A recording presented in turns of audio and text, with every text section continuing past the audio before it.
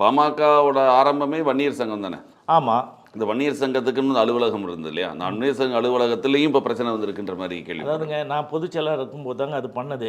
அப்போ முதல்ல அலுவலகம் விழுப்புரம். அதுக்கப்புறம் நாங்கள் இங்கே வந்த பிறகு சாலை மறியெல்லாம் முடிஞ்ச பிறகு கொண்டு வரோம் திண்டிவனத்தில் என் கிளாஸ்மேட்டோ எனக்கு கூட படித்தவர், அவர் பேர் முரளி. அவர் நாயுடு சமுதாயத்தை சார்ந்தவர்.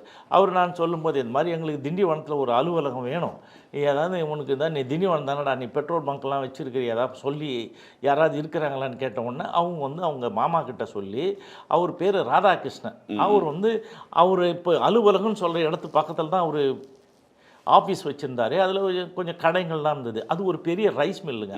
ரைஸ் மில்லுக்கு முன்னாடி ஒரு சின்னதாக ஆஃபீஸ் மாதிரி வச்சுருப்பாங்கல்ல, இந்த லோடு இறக்குது போகிறதெல்லாம் கணக்கு எழுதுறது, அது பண்ணுறது களம் இருக்கும்.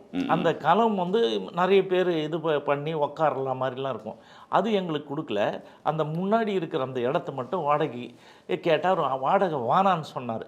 அப்புறம் நம்ம சொன்ன வாடகை இல்லாமல் எப்படி இருக்க முடியும் அப்படின்னு ஒரு 750 ரூபா வாடகைக்கு நாங்களாக கொண்டு போய் கொடுத்தோம். அவர் ரொம்ப கம்மியாக வானான்னாரு. நமக்கு ஒரு மனசாட்சி இருக்குது, நான் இருக்கிறோம், அவங்க சொல்லி விட்டாருன்னு கொடுத்துட்டு இருந்தோம். இது ஒரு பக்கம் போயிட்டு இருக்கும்பொழுது இப்போ இவங்க வந்த பிறகு வாடகையும் கொடுக்கல, ஒன்றும் கொடுக்கல, அப்படியே ஆக்கிரமிப்பு பண்ணி வச்சுருந்தாங்க.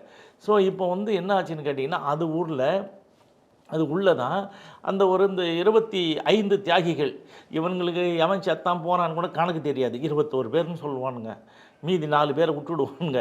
அந்த அளவுக்கு தான் இவங்க பெரிய இந்த சமுதாயத்துக்கு தலைவர். இந்த சமுதாயம் பேரை சொல்கிறேன். இதுவெல்லாம் அன்புமணிக்கு யாருன்னே தெரியாதுங்க. வன்னியர் பற்றி என்ன தெரியாத, போராட்டத்தில் கலந்துட்டுருக்கான்னு ஒன்றும் கிடையாது. ராமதாஸ் வந்தா மாதிரி போன மாதிரி. இப்போ அவர் என்ன பண்ணுறாரு, முதல்ல அது உள்ளே திறந்து சீர் பண்ண சொல்ல, அதுவே பாழடைஞ்சு போய் விழுந்து போகிற கண்டிஷனில் இருக்குது.